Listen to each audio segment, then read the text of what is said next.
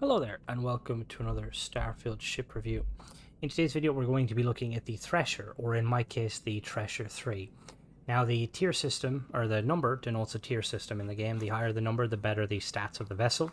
Aesthetically, the ship will always be the same. This vessel, the tier 3 version, has a reactor of 26, whereas a lower tier version, a tier 1 or tier 2, the reactor will be slightly lower, as will all the other stats. So yeah, just looking at it, it's a very interesting design. It's an amalgamation of a lot of other ships. What's something that's quite interesting is there's a ship based on this design, the Varun Litany, House Varun use, that I've done a review of. So it's kind of cool that, you know, that they use this vessel. It's a very weird looking ship. Very weird. I don't know. Don't know what they're trying to do with it, but yeah. So anyway, let's look at the stats. It's got a fuel of 150, which is not very good. You want to aim for at least 200. It's got a hull of 701, which is quite good for an A-class vessel. It's got a cargo capacity of 830, which again, that's quite good for an A-class vessel. Like, it's not amazing, obviously. You could easily pump up those numbers massively if you made your own custom ship, but for the most part, it's quite good. It's got an A-class reactor with 26 power, which isn't amazing, but it's not bad. The highest reactor you can get at A-class is 33. So, yeah, like you said, only, what is that, like 7 off max power? It's not bad. It's got a crew of 2, which is quite low, but you could easily pump up the crew by adding swapping out the compartment. It's got a jump range of 15 light years, which is very low. I'm assuming it's rocking a Nova Galactic jump drive that was made like several hundred years ago. I would immediately rip that jump drive out and put a better one in. It's got 600 shields, which again, is quite good. Max shields on an A-class is around 900, it's only 300 off. It's got 3 sets of weapons. It's got lasers, EMs, and missiles. Its laser is mounted on the starboard wing there. It's got those 2 EMs mounted on top, and it's got the missile mounted on the port wing. So this ship costs me 136,700. Now, your price will vary slightly depending on the perks you have and depending on the tier of the vessel. If you find a lower tier version, it'll be a lot cheaper. So let's really quickly buy it.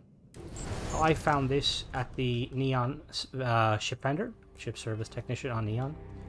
He's in the little hut here, as you can see. And you guys should know where Neon is, but if not, it is on Volai Alpha in the Volai system. Here it is here, and there is Alpha Centauri.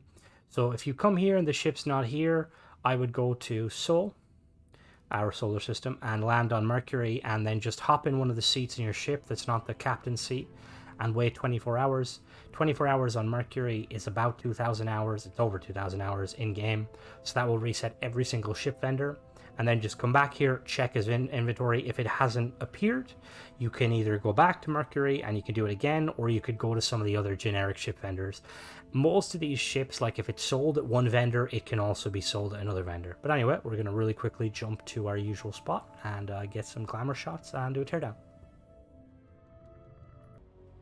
Alright, so here we are. Get some nice little glamour shots. Nice looking ship. It's a very unique looking ship. I said the same about the Litany because, you know, they're the same type of ship. But anyway, let's try not to break my leg. But yeah, it didn't break my leg. Ha. We got the entryway. We got 2 of these big Nova Galactic landing gear at the front. And then the entryway is in a Deimos cargo bay. Like always, just for good luck, grab them. So up we go, ladder. So immediately we have a 1x1 storage room from Hope Tech. Entryway there, and then oh, you can go up another level. Okay, interesting. And we have another 1x1 storage room that leads to the docking port. It's pretty interesting. I believe they're both. Yeah, I think they're. We'll do a teardown at the end, but I believe they're both Hope Tech. And then through here we have a Hope Tech living quarters. I always enjoy these moments. I like how kind of industrial the Hope Tech like ships are. The modules. Got a little chair there, a little bit very used. You've got some bunk beds. Got a kitchen here that doesn't work. I really wish these worked, just so you know. And we've got a little desk here for someone working. Barrett, I'm busy. Then we got a little chair here. Eager to help, Okay. if I can. So if we head through here, we go to the Hope Tech cockpit. Really like this cockpit. Reminds me of like the Bumblebee from Halo or the Pelican. We've got the pilot seat here, and then we've got the co-pilot to the left and the navigator to the right. So we're going to hop in and take her for a rip and see how she performs. Power management's going to be interesting, just looking at it. Very unique shape. It's only got those two small engines lifting it, so it's going to be interesting. The bottom landing gear, I've said this before in some other reviews, those bottom like landing gear there at the back, they like perform as if they are thrusters, but they're not thrusters, they're not engines. Which, it's kind of an oversight by Bethesda. I kind of hope they'll eventually like kind of revamp some of the landing gear, especially the ones that can like where the engines can rotate, so you know, give sector thrust. But anyway, so let me make sure I don't have my boy here as usual. No, good, perfect. So we have more than enough pips for everything in the current configuration. I have a perk that increases my power by 5, so for the sake of this video we're going to be leaving those 5 power alone.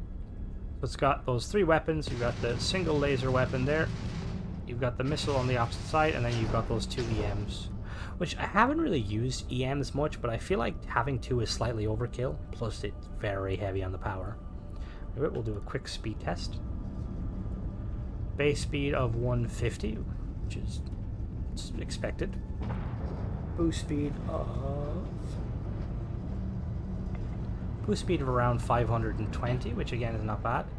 Let me show you what I mean about these engines. So you notice how if I slow down, the top ones are the actual engines, bottom ones are just landing gear, but you can see they increase and decrease. So for all intents and purposes, they look like engines, but they don't actually do anything. Anyway, so we're going to do our quick agility test. Do a quick pitch. Okay, this is about average. This is an easy 5, not amazing. It's only 2 engines, small little engines, you can't really expect much. And then we'll do a yaw. The yaw is kind of slow as well. It's also a 5, about average. And then the roll. Roll's not too bad. We're going to head down to the planet's surface real quick and just do a teardown. Alright, so here we are on the teardown. So we've got 3 tiers. On the top, the only habitat modules we have is the 1x1 Nova Galactic Companionway and the Connect Pro Docker from Shroud Eklund.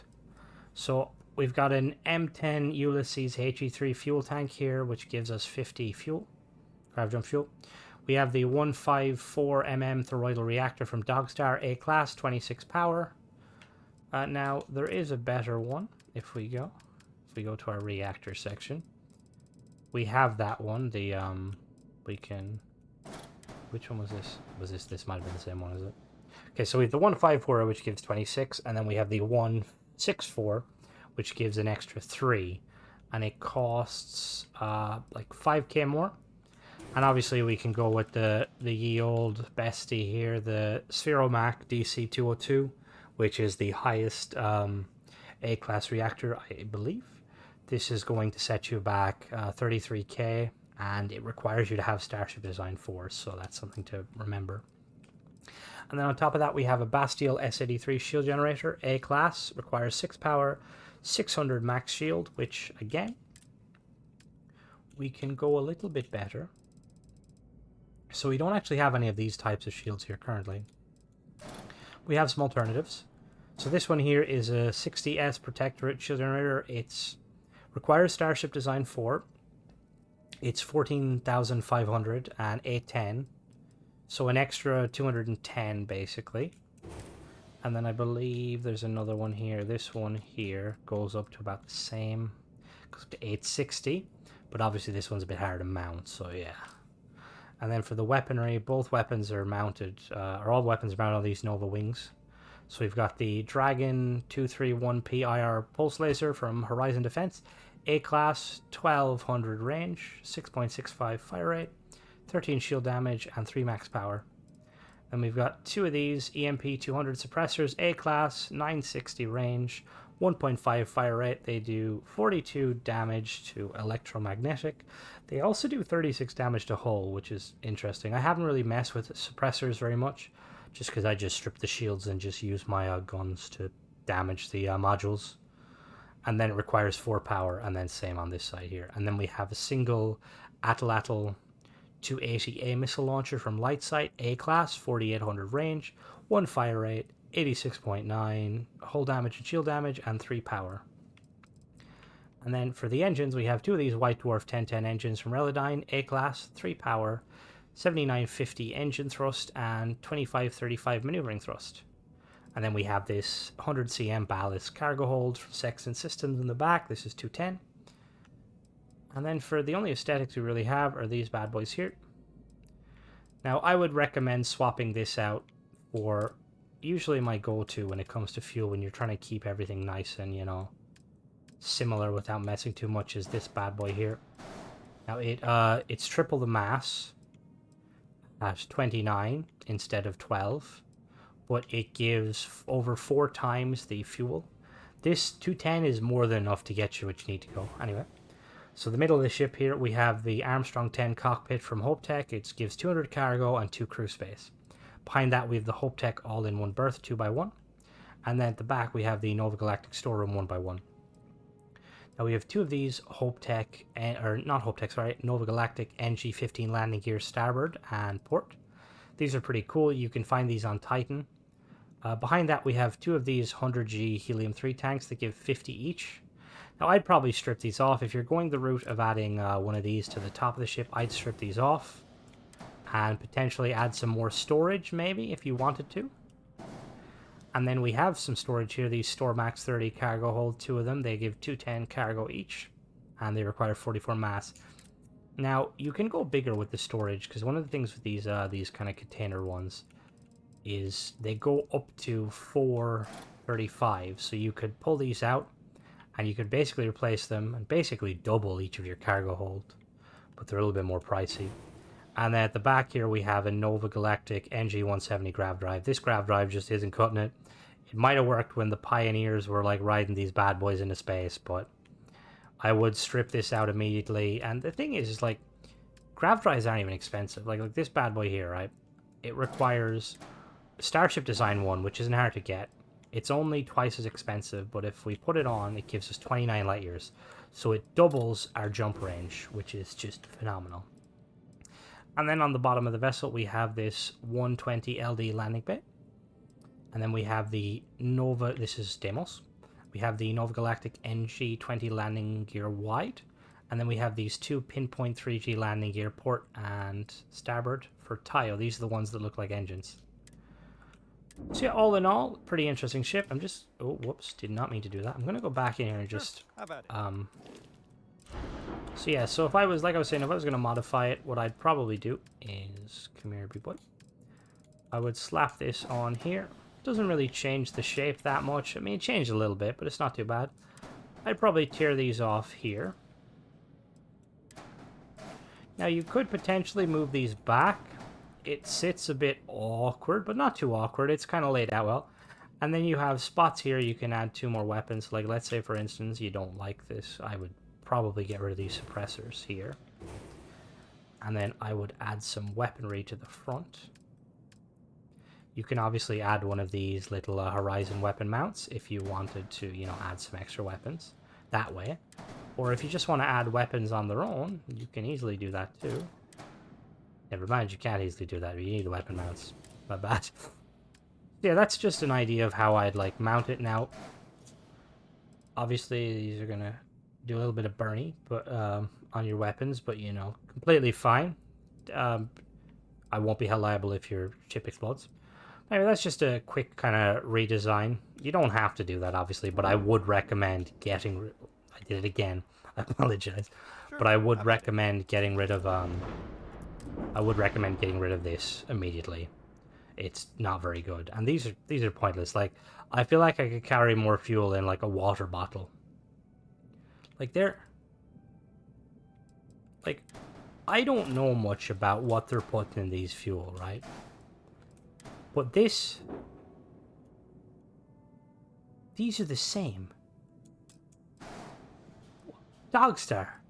Dogstar, what are you doing? Are you, like, filling them with air? What the hell, Dogstar? But anyway, that was the ship. Let me know what you guys think. It's definitely a unique ship. If any of you guys flown it, would you fly it? It seems like a good ship to kind of upgrade. You can, like, add some stuff, take some stuff off. So let me know in the comments what you guys think. And as always, don't forget to subscribe if you like this sort of content and check out my other reviews and my other videos. And yeah, thanks for watching, guys.